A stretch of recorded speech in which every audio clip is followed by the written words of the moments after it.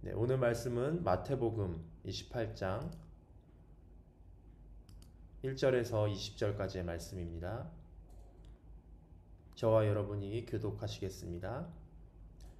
안식일 다음 날 바로 그 주의 첫날 동틀 무렵에 막달라 마리아와 다른 마리아가 무덤을 보러 갔습니다. 그런데 갑자기 큰 지진이 일어나더니 주의 천사가 하늘에서 내려와 돌을 굴려내고 그 돌 위에 앉았습니다. 그 천사의 모습은 번개와 같았고 옷은 눈처럼 희었습니다. 경비병들은 그 천사를 보고 두려워 떨면서 마치 죽은 사람들처럼 됐습니다. 그 천사가 여자들에게 말했습니다. 두려워하지 말라. 너희가 십자가에 못 박히신 예수를 찾고 있는 것을 안다. 예수께서는 여기 계시지 않고 말씀하신 대로 살아나셨다. 여기 와서 예수께서 누워 계셨던 자리를 보라. 그리고 빨리 가서 그분의 제자들에게 예수께서 죽은 사람 가운데서 살아나셨고 너희보다 먼저 갈릴리로 가시니 그곳에서 너희가 예수를 보게 될 것이다 라고 말하라. 자, 이것이 내가 너희에게 전하는 말이다. 그러자 여인들은 서둘러 무덤을 떠났습니다. 그들은 두려우면서도 한편으로는 기쁨에 가득 차 제자들에게 알리려고 뛰어갔습니다. 그때 갑자기 예수께서 여인들에게 나타나 말씀하셨습니다. 평안하냐? 그들은 예수께 다가가 예수의 발을 붙잡고 예수께 절했습니다. 그러자 예수께서 그들에게 말씀하셨습니다. 두려워하지 말라. 가서 내 형제들에게 갈릴리로 가라고 전하라. 그곳에서 그들이 나를 만날 것이다. 그 여인들이 길을 가는 동안 몇몇 경비병들은 성 안으로 들어가서 대제사장들에게 일어난 일들을 모두 보고했습니다. 그러자 대제사장은 장로들과 만나 계략을 꾸미고는 군인들에게 많은 돈을 주며 말했습니다. 예수의 제자들이 밤중에 와서 우리가 잠든 사이에 시체를 훔쳐갔다라고 말하라. 만약 이 소문이 총독의 귀에 들어가더라도 우리가 잘 말해서 너희에게 문제가 없도록 해주겠다.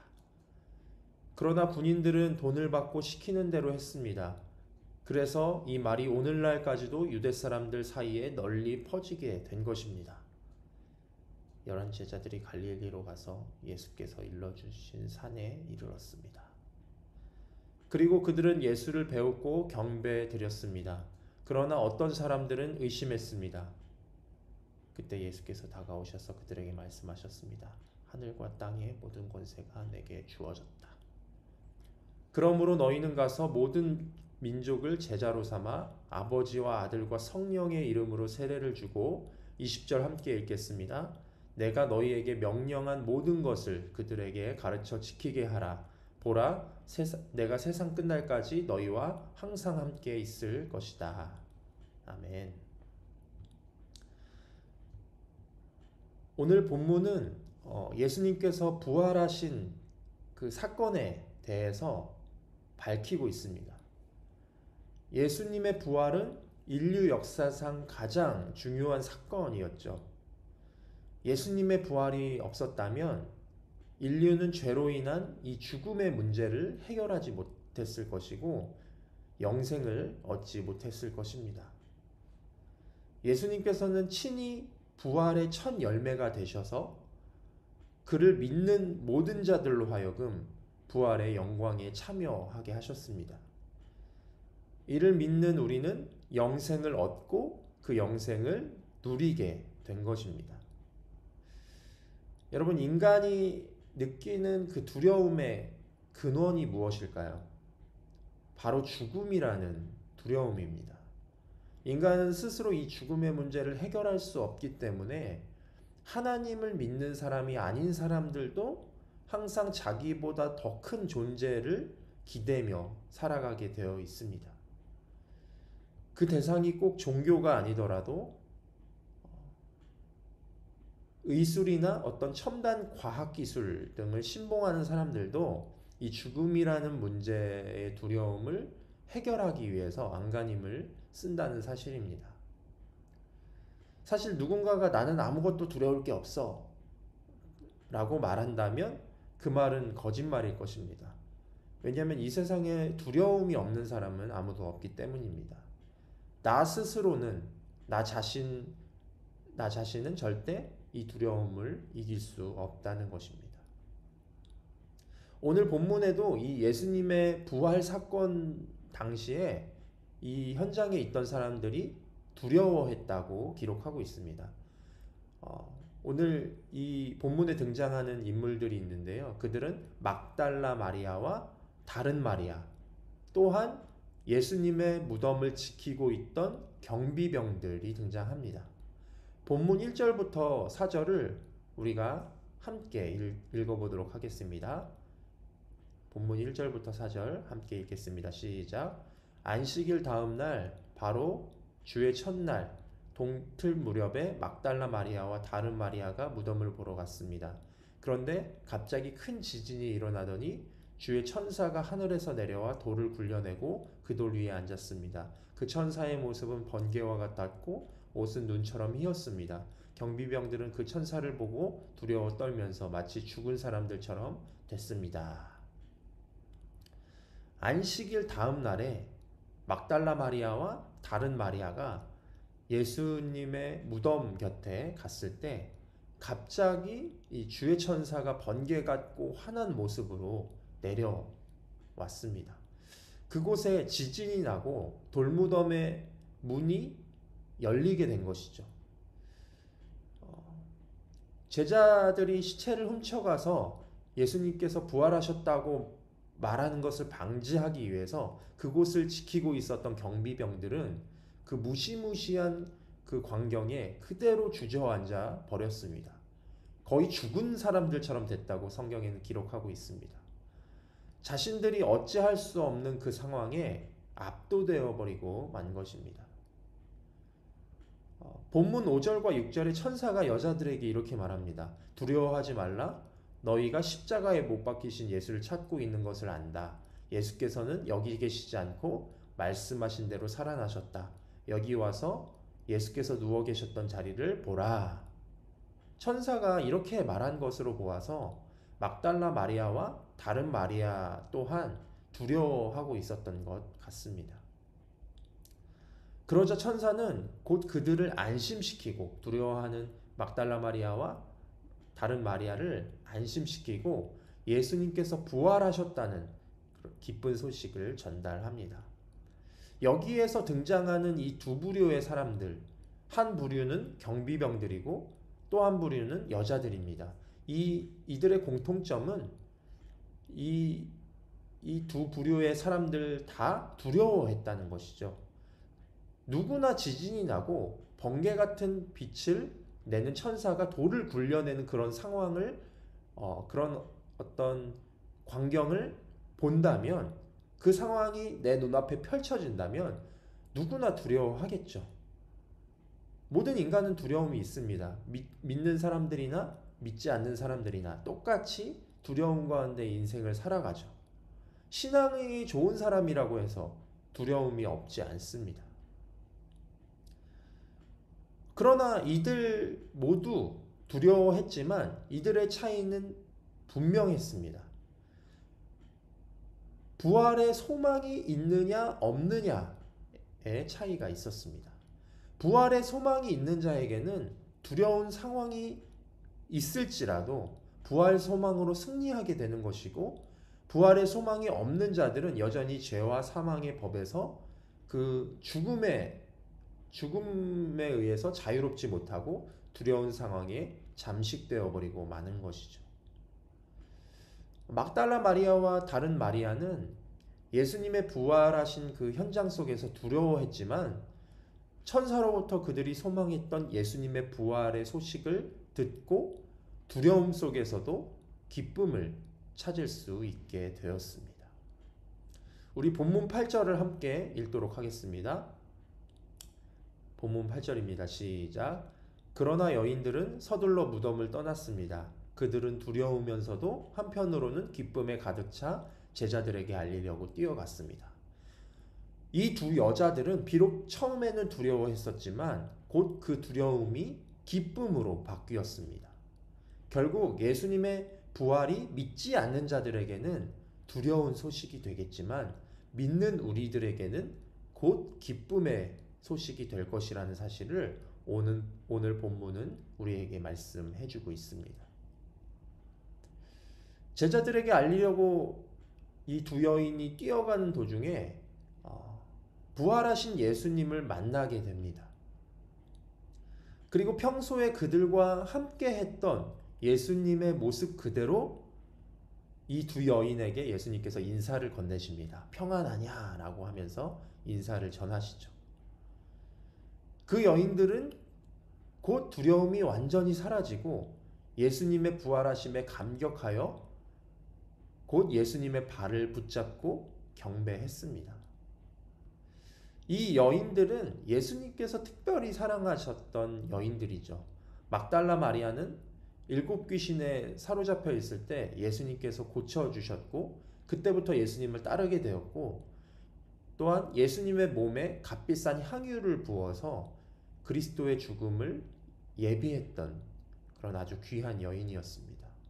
예수님도 이러한 마리아의 사랑과 헌신에 감동하셨고 부활한 이후에도 제일 먼저 이 여인들을 만나서 부활하신 몸을 보여주셨던 것입니다. 결국 예수님을 사랑하고 그 부활을 기다리는 자에게 예수님이 먼저 찾아가실 것입니다. 그리고 두려움을 기쁨으로 바꿔 주실 것입니다. 부활은 그 부활을 믿고 기다리는 자에게 기쁜 일이 될 것이기 때문입니다. 반면에 예수님의 부활을 두려워하는 사람들이 있었죠.